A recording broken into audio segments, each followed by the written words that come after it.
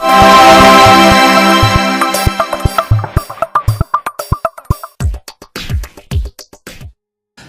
name is Otho Eskin. I live in Washington, D.C. most of the time, but I have a place here in New York because I love the theater, and New York's a great theater town, and I've had one production here in New York 10 years ago, and looking forward to more.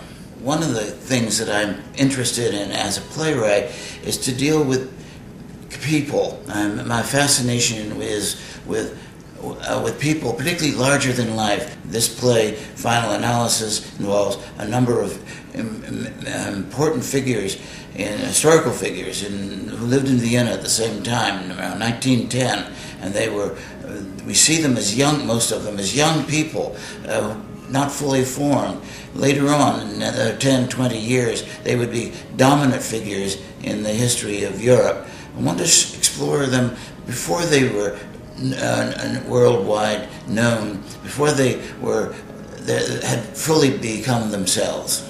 The play takes place in one day, but there are flashbacks, and we see events happening that are not actually happening at the same time, and are happening at different times, and so it's all woven together in a fabric which I hope makes sense to the viewer, to the audience, but is not in a traditional chronological order. I was interested in exploring how that might work on stage, and I find it very exciting.